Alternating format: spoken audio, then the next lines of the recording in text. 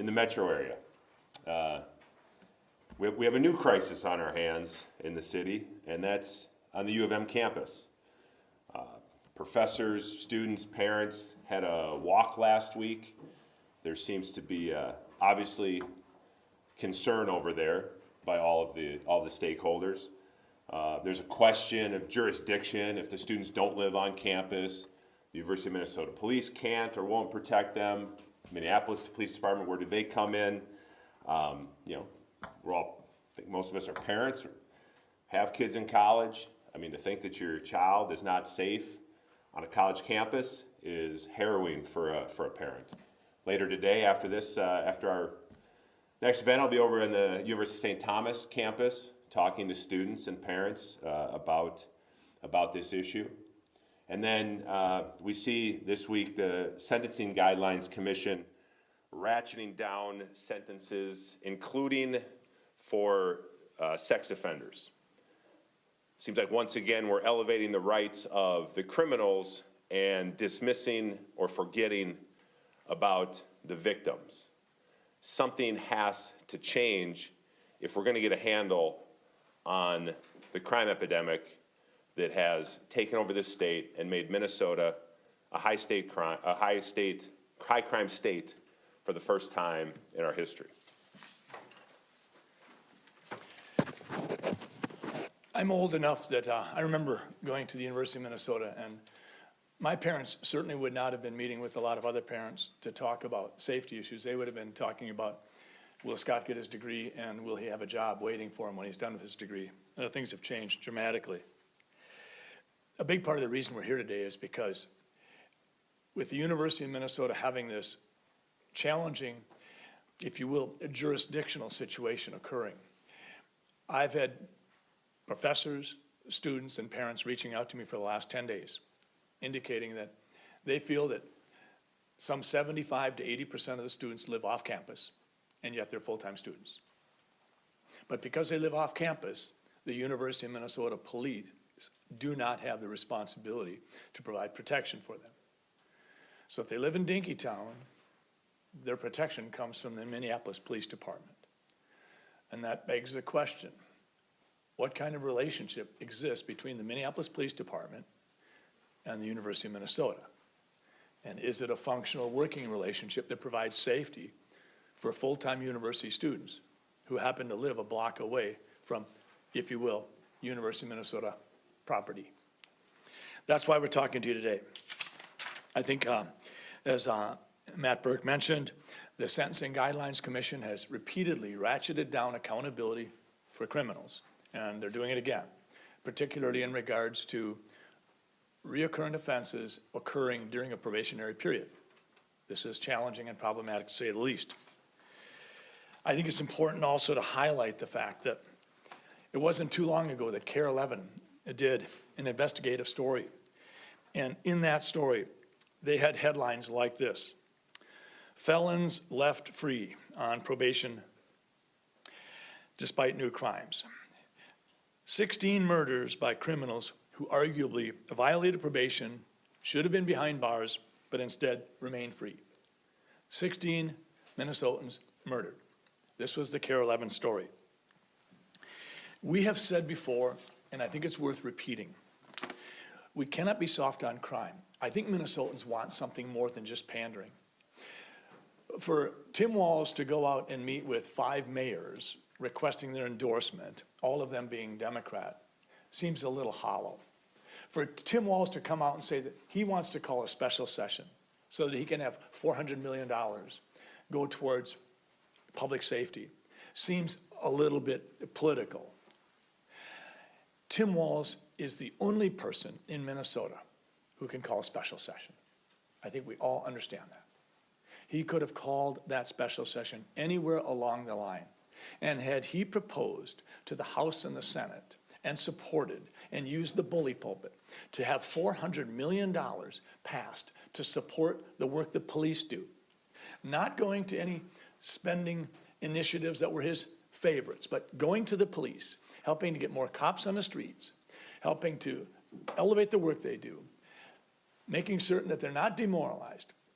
if that had been a standalone bill, not attached to any mini omnibus bill, not attached to any pet nonprofit spending he wanted to do, he could have called that special session and it would have passed in a New York minute. But he didn't do that. But 5 days before the election, he did. There's a reason why the Minnesota Police and Peace Officers Association has endorsed Matt Burke and Scott Jensen. There's a reason why the MPPOA did not endorse the incumbent governor running for another term. I think we all understand that. So let's just review what Matt Burke and I have said before. Let's not be soft on crime. Let's make carjacking a crime with harsh, settled, mandated penalties. Let's stop the nonprofit funding to bail out criminals. A couple of weeks ago, we had a press conference on a light rail platform where someone had been shot. Someone had been shot by someone who had gotten out of jail because Kamala Harris and a no-cash bail fund had sprung him with him having no skin in the game. And so there he was, shooting someone else. We need to bring in the State Patrol to reinstate order when we need to, and obviously we've seen that fail with Tim Walz during the past 4 years. Penalties have to be harsher. We need to hold our judges accountable. When a sentencing guideline is, if you will, adjusted 43% of the time, it's adjusted downwards. Less than 1% of the time is it adjusted upwards. We need to make the performance of our judges more transparent so Minnesotans can actually understand what the judges are doing. I've also heard over the last several weeks, as people have been voting early, that when they look at the back of their ballot, there are many races that they're being asked to vote on whereby there's a name of a judge that they don't know anything about. I think that's a problem as we go forward. We need to protect our children. And when the Sentencing Guideline Commission wants to ratchet down the accountability of criminals, particularly in regards to affecting sex offenders, this is a problem. Minnesota's at a crisis. I think Minnesotans deserve more than just pandering. Obviously, in the last week before an election, it's pretty easy to come out and say, I want to have a special session. I want to spend $400 million to elevate police work. I'm going to go out and meet with mayors and talk about public safety. I think Minnesotans are wise to this. Matt Burke and I wanted to highlight the fact that at every layer of accountability in our criminal justice system, Tim Walz has failed. Whether it's honoring the work the police do, whether it's utilizing the National Guard in a prompt and appropriate fashion, whether it's elevating the work the State Patrol does or telling them to stand down because some of Tim Walz's friendly demonstrators want to tear down a statue. In all of those situations, Tim Walz failed. But he also failed with his Department of Corrections. The Department of Corrections has frequently had probation officers indicate that this person should be back behind bars, and yet they weren't. They were allowed on the street, and they killed.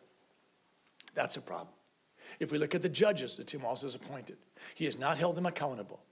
And so they have, if you will, in the Jacob Gunn situation, I believe there were 17 years, 2 felony charges, and the prosecuting attorney and the judge reduced it down to 4 months, and I believe the judge said, we'll have you serve that in house arrest. At every level of our justice system, Tim Walz has undercut it.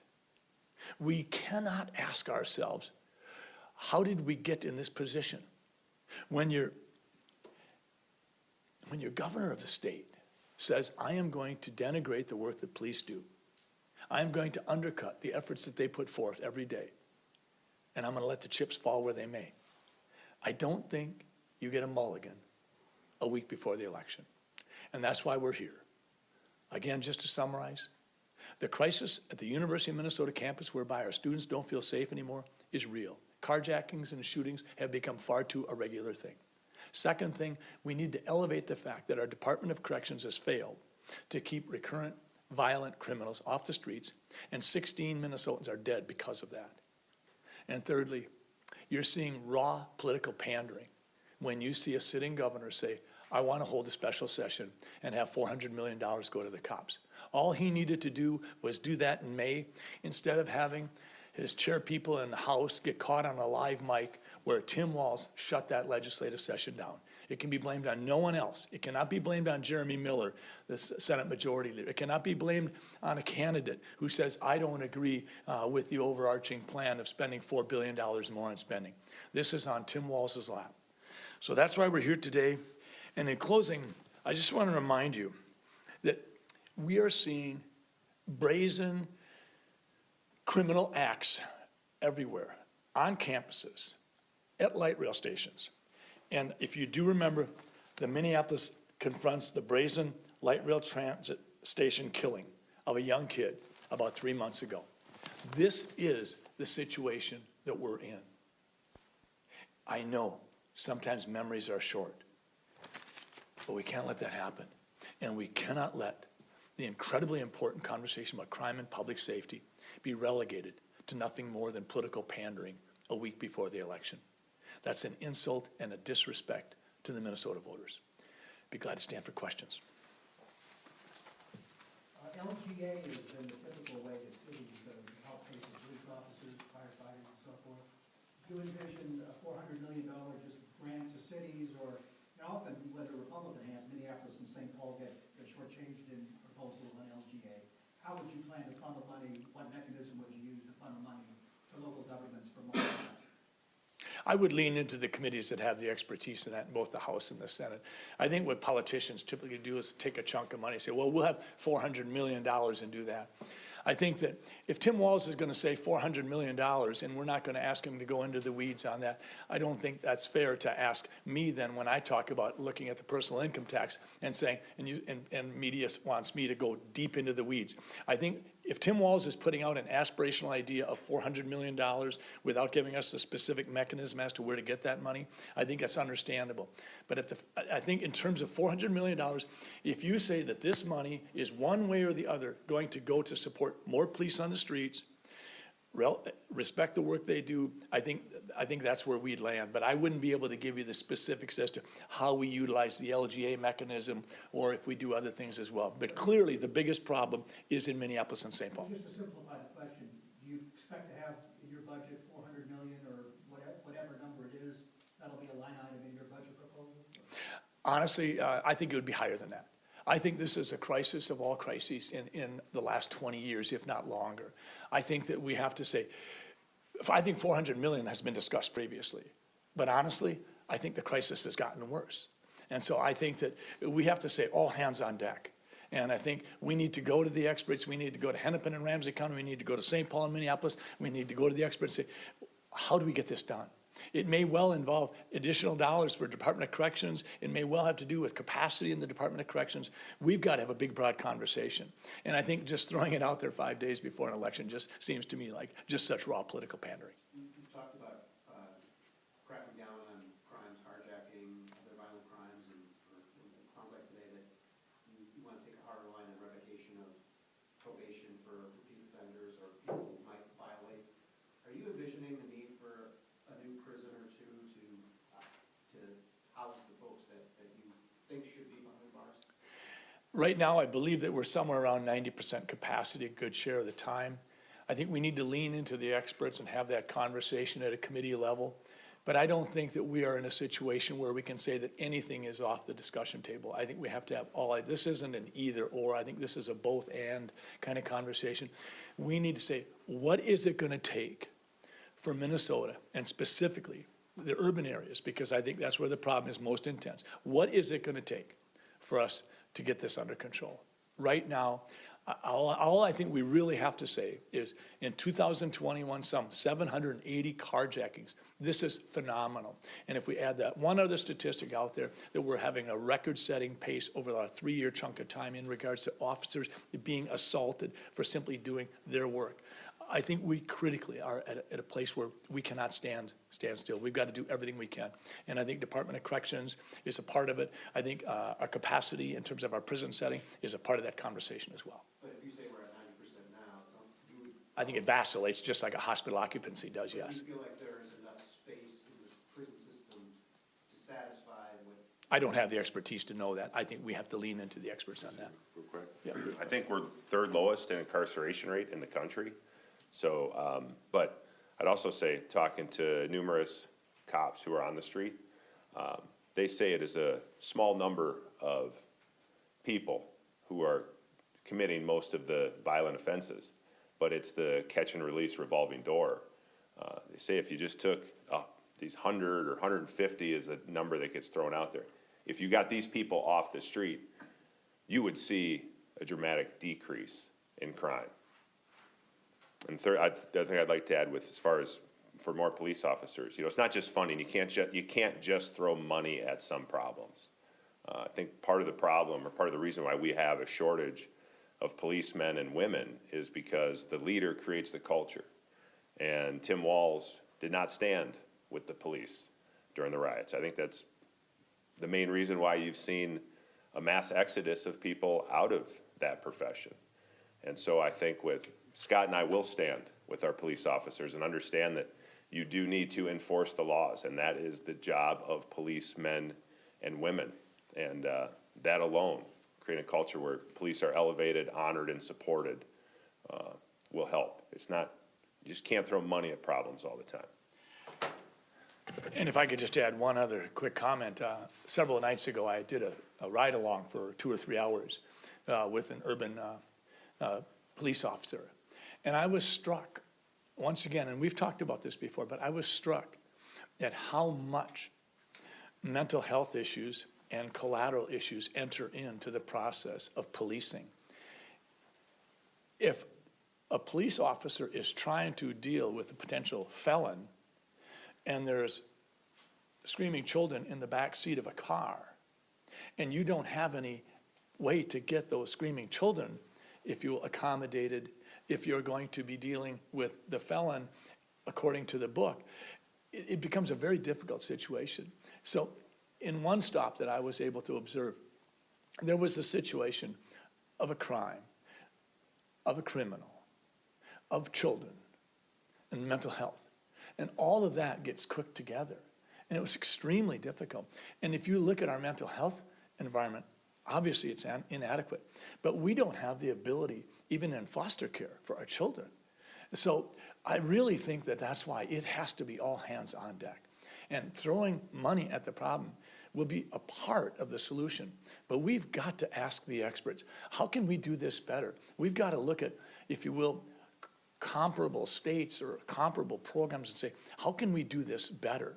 Because we're clearly, we're not getting our arms around it. And I think the recent elevation of the concerns on the part of the parents, the professors, and the students at the University of Minnesota and other campuses simply heightens the crisis, the critical nature of what we're dealing with right now.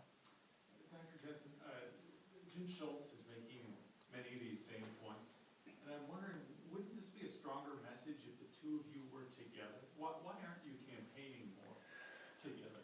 Well, it's an interesting question, Theo, but I think as you wind down a campaign, each campaign has a strategy. They have an awareness of where have they been, where have they not been. Is it time to get up to the northern range, to the southern part of the state? So I think it's probably a little bit much to ask to have your multiple statewide officers or candidates, I should say, all trying to tether together their schedule. We've done a variety of things together with Jim Schultz, and I think he's run an impeccable campaign. And we've been together dozens of times, but in terms of press conferences and where we're elevating issues and trying to provide emphasis, I think it's pretty natural that you're not going to have that kind of tight coordination. Say the National DNC Chairman Harrison was in town this morning and is campaigning with the DFL ticket. And I don't remember a time when a Democratic national chairman has had to come to Minnesota the weekend before the election to, I don't know if it's the cavalry, what you might say. But does that tell you anything about the state of the race, big picture? The Trafalgar pollsters, which I think the Trafalgar Company has probably been, over the last 3 cycles, perhaps one of the most highly regarded polling places, and they had us a half a point ahead. And when I came up today for the press conference, I noticed a large bus and a couple of Suburbans, and I thought that they'd maybe come to watch the press conference, but they drove off. So I'm going to guess that they're out campaigning today. But yeah, I think the fact that the Democrats are pouring money in, the fact that they've used $15 million to come after Matt Burke and I and try to demonize us rather than, if you will, focus on the issues and have that open kind of campaign that you would have with debates and having a person like yourself having the opportunity to ask questions, to provide contrast for Minnesota voters. I think the fact that we don't have that going on, but instead we have more of the big names, more of the millions of dollars being plowed in, I think that tells you that the Democrats understand that this is a tight race. I think Minnesotans are literally, in an electrified way, they are engaged like I've certainly never seen before. We were in Litchfield yesterday, and with just a few days to set up an event, I think there were some 200, 300 people there. We went on to Wilmer. There were another 100, 150 people there.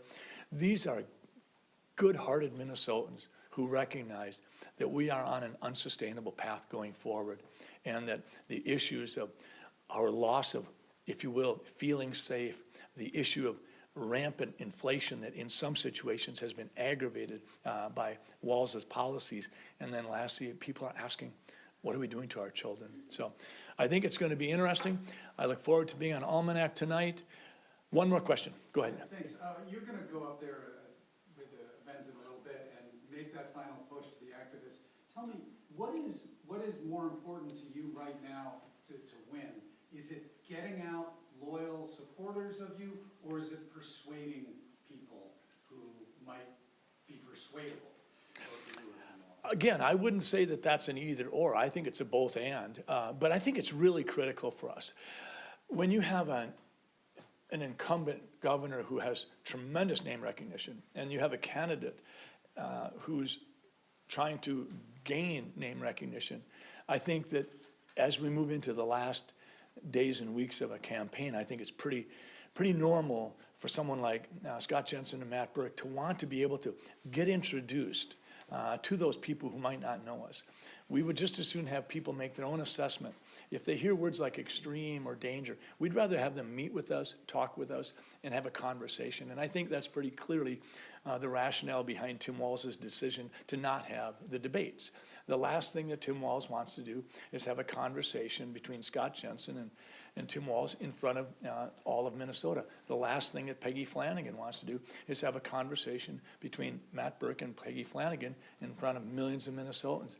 I think Minnesotans are onto that. I think they understand that a page of Joe Biden's playbook is being utilized to, if you will, sort of hunker down and allow the media and the money and the machine to try to push that ball across the goal line. So for us, we've really been aggressive about trying to get all over the state, David. But today and tomorrow and Sunday and Monday, we will be entirely within the 7-county area trying to meet people and make sure that they have a chance to ask us questions. And I'll just go out there and put a plug for us. On Monday, we want to make ourselves especially available to media. We're doing everything we can, that if you have questions, if you want us for 10 minutes, if you want to ask us some final questions, we want to be there for you. We really think that Minnesotans want a transparent conversation, and we really do appreciate your being here today. Thank you, everyone. Thank you so much. Appreciate it.